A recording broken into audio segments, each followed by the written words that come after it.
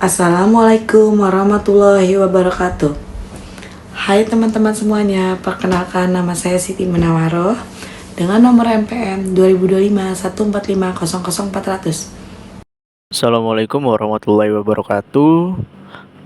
Perkenalkan, nama saya Adi Rizky Setiawan dengan nomor NPM 2025 Yang saya hormati Ibu Mimanisma selaku dosen pengampu mata kuliah Ilmu Kealaman Dasar. Di sini saya akan mempresentasikan materi terkait teori terbentuknya alam semesta, perkembangan sains modern tentang alam semesta dan tata surya. Tonton video berikut ya. Tata surya adalah kumpulan benda langit yang terdiri atas matahari, 8 planet, 5 planet kerdil, 173 satelit alami, dan jutaan benda langit seperti meteor, asteroid, dan komet. Semuanya mengelilingi matahari pada orbitnya masing-masing. Banyak hipotesis yang dikemukakan oleh para ahli untuk menjelaskan terbentuknya tata surya.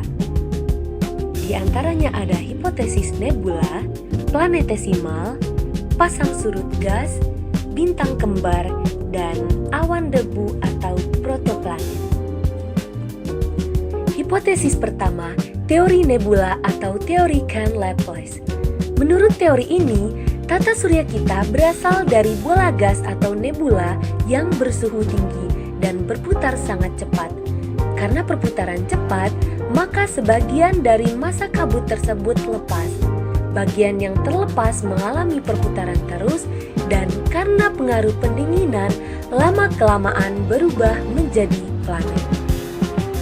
Hipotesis yang kedua, teori planetesimal atau teori Moulton-Chamberlain. Menurut teori ini, tata surya diawali dengan kondisi matahari yang sudah ada sebagai salah satu bintang. Suatu ketika, matahari berpapasan dengan sebuah bintang yang melintas. Pada saat berdekatan antara matahari dan bintang terjadi tarik-menarik. Hal ini menyebabkan lepasnya sebagian massa matahari, dan massa yang terlepas inilah yang kemudian menjadi planet. Hipotesis ketiga, teori pasang surut atau teori Jeans-Jeffreys. Menurut teori ini, pada suatu saat sebuah bintang yang hampir sama besarnya dengan matahari melintas di dekat matahari. Hal ini menyebabkan terjadinya pasang pada matahari. Pasang itu berbentuk sebuah cerutu yang sangat besar. Bentuk cerutu yang sangat besar ini kemudian bergerak mengelilingi matahari dan pecah menjadi bagian-bagian kecil, dan kemudian bagian inilah yang membentuk planet-planet dan satelit. Hipotesis keempat, teori bintang kembar yang dikemukakan oleh Lyttleton, seorang astronom Inggris. Dia berpendapat bahwa awalnya matahari merupakan bintang kembar yang satu dengan lainnya saling mengelilingi. Pada suatu masa, melintas bintang lainnya dan menabrak salah satu bintang kembar tersebut dan menghancurkannya menjadi bagian-bagian kecil. Bagian-bagian kecil tersebut berputar dan mendingin menjadi planet-planet dan mengelilingi bintang yang tidak hancur, yaitu matahari.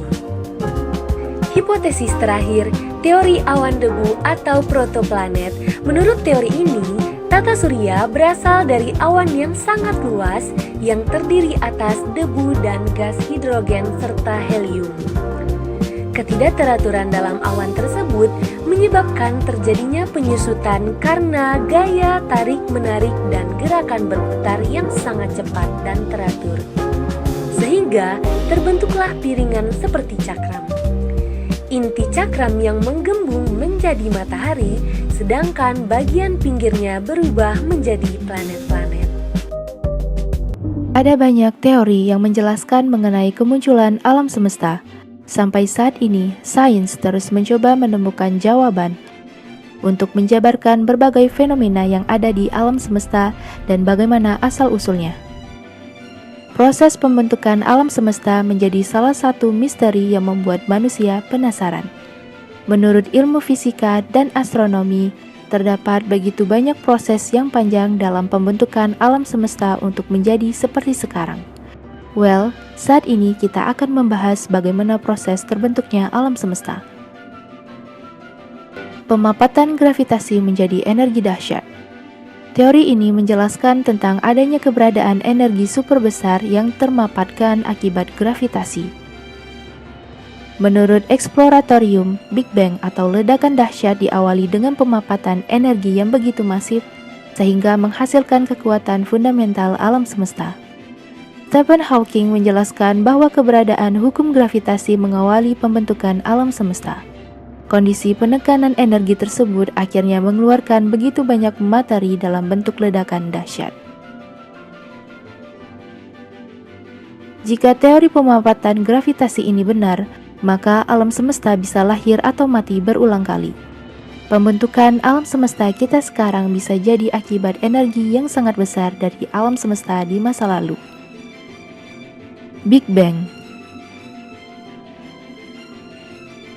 Big Bang atau ledakan dahsyat merupakan proses yang terjadi sebagai peristiwa terbentuknya alam semesta. Big Bang masih menjadi cikal bakal jagat raya yang begitu kompleks hingga saat ini. Big Bang menjelaskan begitu banyak materi, energi, ruang, dan waktu dalam proses pembentukan alam semesta. Dan menurut para ilmuwan, Big Bang terjadi pada 13,8 miliar tahun lalu. Setelah peristiwa Big Bang, suhu yang terjadi diperkirakan mencapai 1 triliun derajat Celcius dan inflasi awal ini dinamakan fase Planck. Dilansir dari University of California, terjadilah ekspansi yang begitu cepat setelah inflasi selesai terhadap materi dan antimateri yang dilontarkan pada fase Planck. Materi, antimateri, dan energi tadi akan saling berganti membentuk formasinya masing-masing. Klaster dan gugus bintang yang sangat besar lahir. Alam semesta mulai membentuk gugus besar yang berisi banyak objek angkasa setelah energi dan materi satu sama lain saling berinteraksi. Hercules Corona Borealis merupakan klaster terbesar di alam semesta dengan diameter sekitar 10 miliar tahun cahaya. Namun, para ilmuwan menemukan ada sebuah bintang dengan usianya mencapai 14 miliar tahun bernama Methuselah. Apabila ini benar, bintang tersebut berusia lebih tua daripada Big Bang. Tapi, akhirnya para ilmuwan mengatakan objek tersebut berusia sedikit lebih muda dibandingkan dengan peristiwa Big Bang. Membentuk banyak galaksi dan mengembang. Hingga saat ini, alam semesta terus mengembang. Dengan berbagai bentuk penelitian, jejak-jejaknya masih bisa dilacak dan ditelusuri. Menurut NASA, galaksi di alam semesta terbentuk akibat gravitasi yang menarik berbagai macam objek angkasa. Terdapat banyak tata surya, planet, bintang, nebula, debu, gas, dan bahkan lubang hitam dalam galaksi. Terdapat ratusan miliar hingga triliunan bintang dalam satu galaksi. Ini juga bisa mengindikasikan jumlah planet yang ada di sebuah galaksi bisa lebih banyak lagi. Bumi dan tata surya berada di galaksi Bima Sakti dan ilmuwan memperkirakan ada sekitar 200 miliar galaksi yang ada di alam semesta. Bintang, planet, dan bulan baru terus bermunculan. Tata surya dan bumi kita diperkirakan terbentuk sekitar 4,5 miliar tahun lalu. Usia tata surya tentu sangat muda bila dibandingkan dengan alam semesta. Semua bintang akan mengalami lahir dan mati sesuai dengan kadar hidrogen dan heliumnya. Tidak ada yang abadi. Lalu kapan alam semesta akan mati? Alam semesta saat ini ternyata masih berada di tengah perjalanannya. Menurut beberapa para ilmuwan, alam semesta akan mengalami kematian pada 22 miliar tahun mendatang karena kehabisan energi. Nah, itu dia gagasan sains mengenai proses terbentuknya alam semesta dari awal hingga saat ini.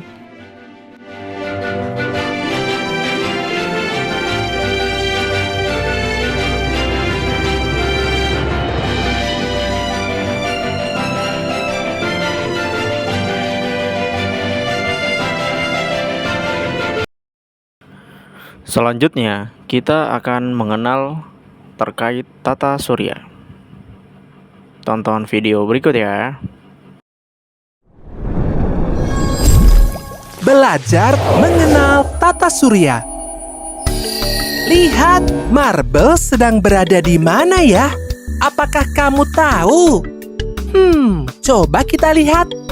Banyak bintang-bintang dan marble melayang-layang. Iya, benar. Marble sedang berada di luar angkasa. Ayo, kita belajar nama-nama planet yang ada di tata surya kita. Matahari. Matahari memancarkan sinar dan dikelilingi planet-planet lainnya. Tapi, matahari bukanlah planet ya. Dia adalah bintang, pusat tata surya kita.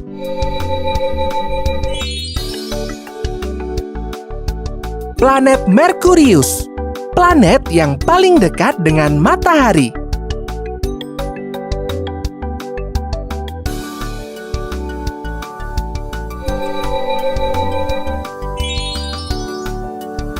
Planet Venus. Wah, planet yang cantik.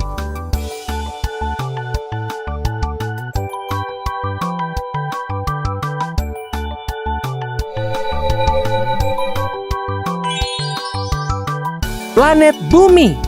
Ini adalah rumah kita. Jaga baik-baik ya.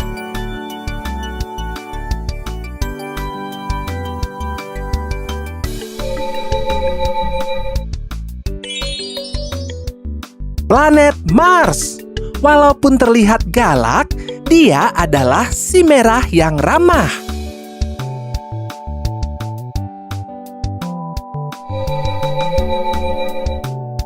Planet Jupiter, planet yang paling besar di tata surya kita.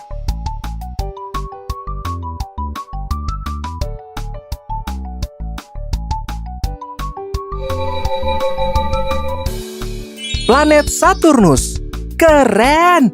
Dia memakai cincin dari bebatuan dan es.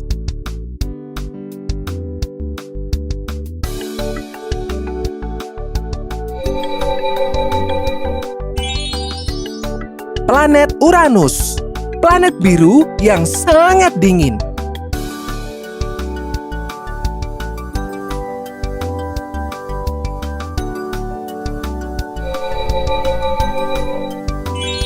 Planet Neptunus, planet terjauh yang dapat kita lihat di tata surya kita.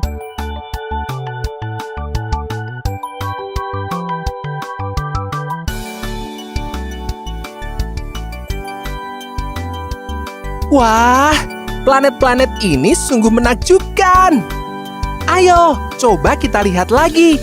Planet apa saja yang ada di dalam tata surya kita? Matahari, si bintang pusat tata surya kita. Planet Merkurius, planet yang paling kecil. Planet Venus, planet yang paling panas. Planet Bumi, rumah kita bersama. Planet Mars, si merah. Planet Jupiter, planet yang paling besar. Planet Saturnus, planet bercincin. Planet Uranus, planet yang paling dingin. Planet Neptunus, planet yang paling jauh. Itu adalah planet-planet yang ada di dalam tata surya kita. Mengagumkan bukan? Sekarang saatnya pulang. Apakah kau ingat kemana kita pulang? Tentu saja, kita akan pulang ke planet Bumi.